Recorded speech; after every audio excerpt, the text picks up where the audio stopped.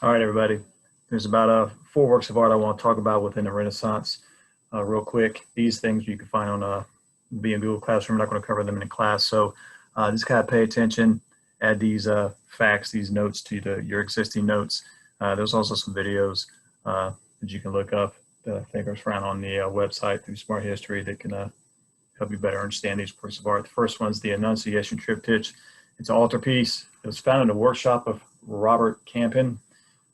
They're not sure if he's actually the artist because he trained a lot of different artists, but they're giving him credit because he was a very well-known artist during this time in the Northern Renaissance. It's oil on wood, which is something we haven't seen anything like that before. Everything has been pretty much frescoes, tempera paint, and mosaic stuff like that.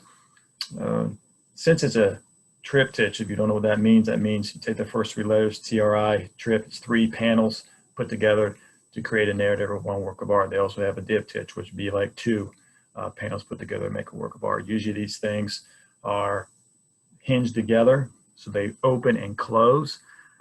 We've seen things on buildings, chapels, cathedrals, where we've seen frescoes and these sort of narratives, these sort of panels, registers on permanent structures inside buildings. The advantage of having something like this altarpiece is that you can fold it up, carry it. It's about just over 2 feet high or long, and you can carry it around, and it's transportable, and you can move it from site to site, or close it and preserve the work of art and open it back up whenever it's needed.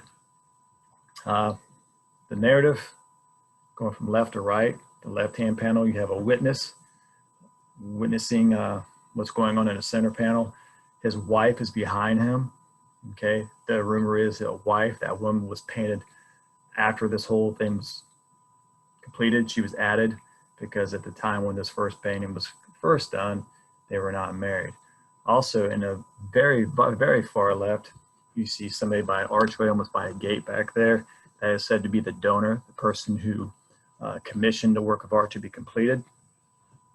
The centerpiece, on the left, you have Angel Gabriel telling Mary, who's on the right, that she will be the mother of Jesus. On the right-hand panel, you have Joseph working in his workshop because he's a carpenter. Okay, the centerpiece was completed first. The side panels were finished later on. This is believed to be a Flemish type of painting based on the city that you guys see through the windows and through the gateway on the left and the right hand side. A lot of detail in this painting. I know this is kind of an overall painting, but if you got up close, you would see like a lot of detail, not only just like in the clothing and the drapery and the highlights that you catch in the outfits, but every little nook and cranny, has attention to it. I mean, you've got levels, you've got, people in the foreground, you've got a middle ground, and then you've got the windows, which creates kind of like a background. So this painting has like levels going on to it. It's not just flat. There's a garden there. You can see like little twigs and roses and flowers and stuff going on there. There's keys hanging out the door. Even on the right-hand side, the right-hand panel, those window covers that are like hinged up by the ceiling, there's nails in there that have rust on them because they have been rusted from facing out and getting weathered and getting rained on. So a lot of detail that you have to respect. It was done very well. However, there's some other things that are a little bit off about this painting also from a perspective point of view. If you look at some of the objects or the tables, like the table in the center and that workbench on the right, the perspective's a little bit off. You're not sure if you're getting a bird's eye view of something or a side view. You're kind of caught in the middle there. Now the figures are fine, but some of those objects almost look like they'd be falling off the table or rolling off the bench. So that's a little bit off, a little bit.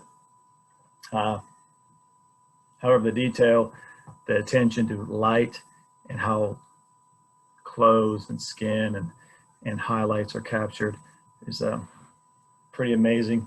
Also, there's a lot of symbolism in this painting. Some of the symbolism, some of the things you see on the right, where Joseph is working in his workshop, you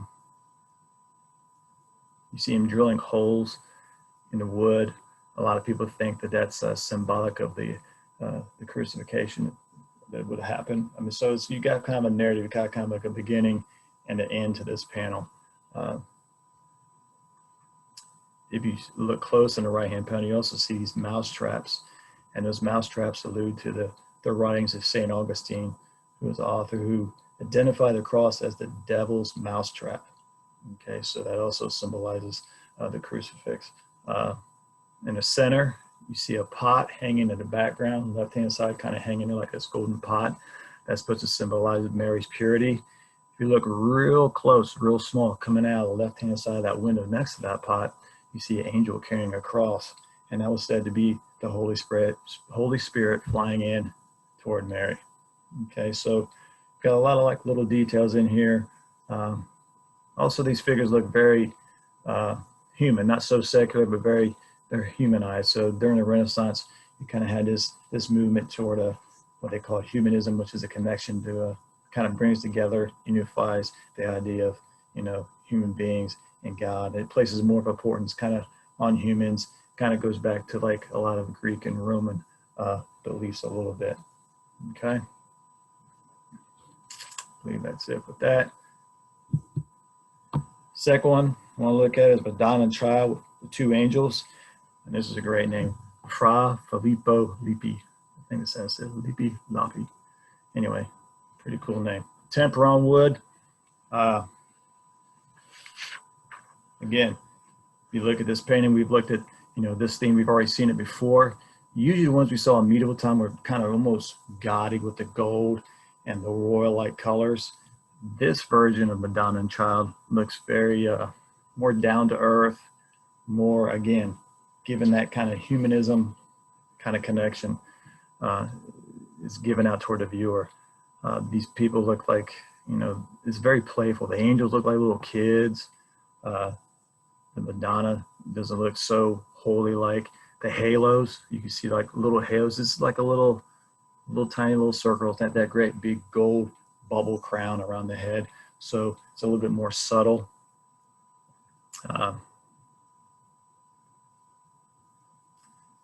Interesting thing I think about this painting is when I look at the background, you get that frame. It's like a window, and it's a frame at the same time. Frames in those characters, but they're kind of coming out of the frame a little bit.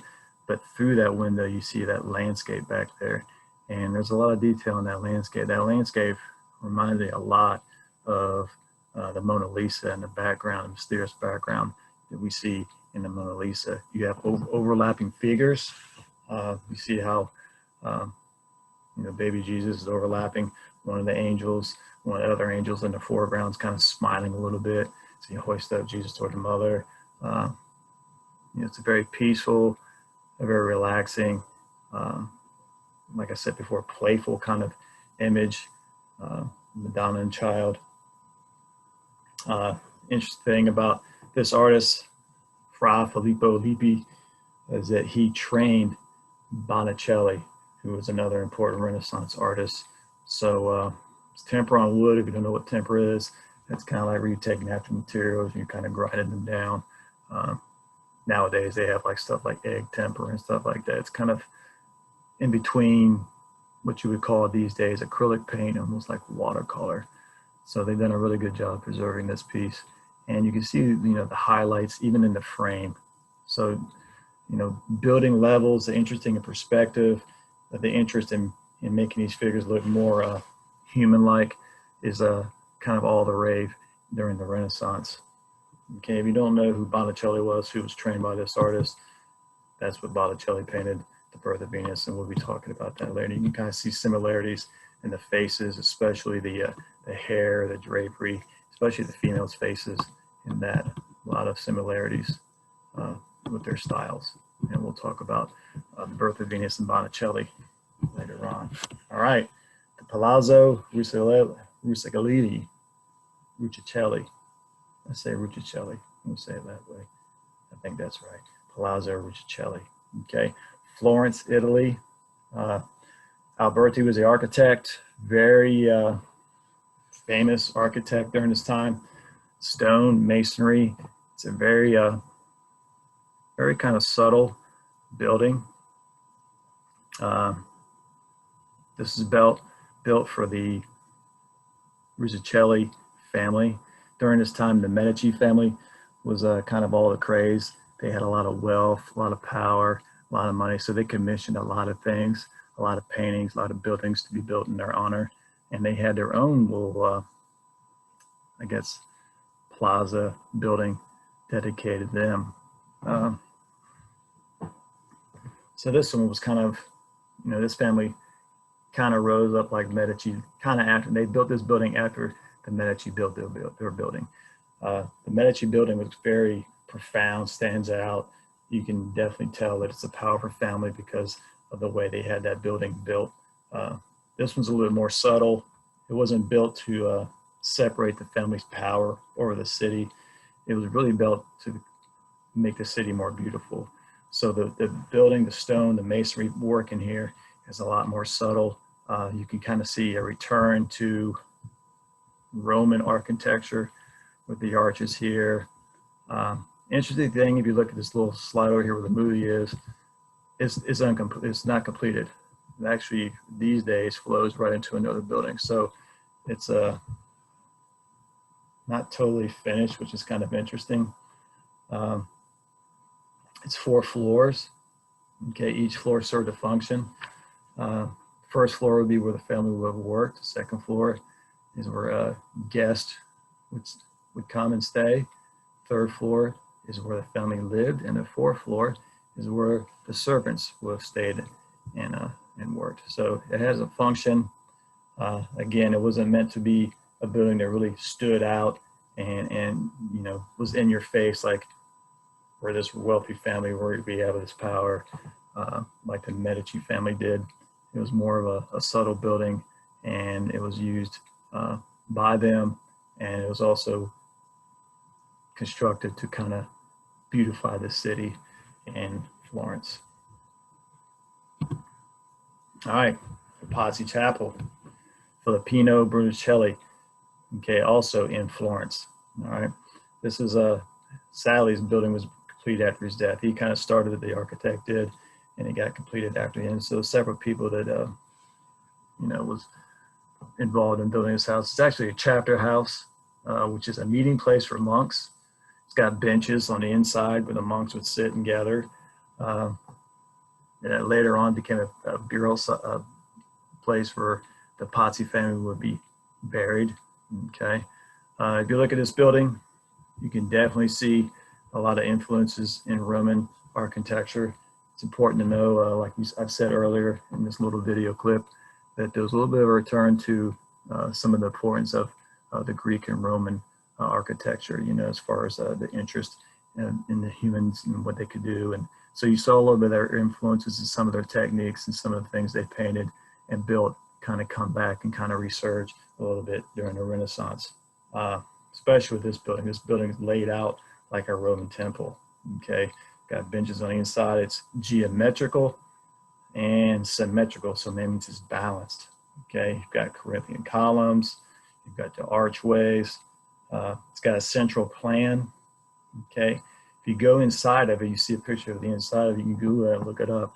The inside, you've got a dome, you got Oculus, you don't remember what building I'm talking about, but some of that, the Pantheon had the same thing, a great big dome on the inside. The Oculus was that hole in the ceiling that let light in. Remember, the Pantheon was just the open hole and it rained in everything in there. You got this dome that sits on pendentives. So you see a lot of influence there in Roman architecture, and that would be like a good test question, artistic traditions. You look at this building, you see an image of this, and maybe identify it and then trace it back to the Roman influence of the Pantheon.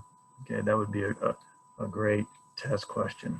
Okay, so anyway, I know that's real quick, but those are 4 pieces of 4 works of art from Human Set that you need to know that you're responsible for.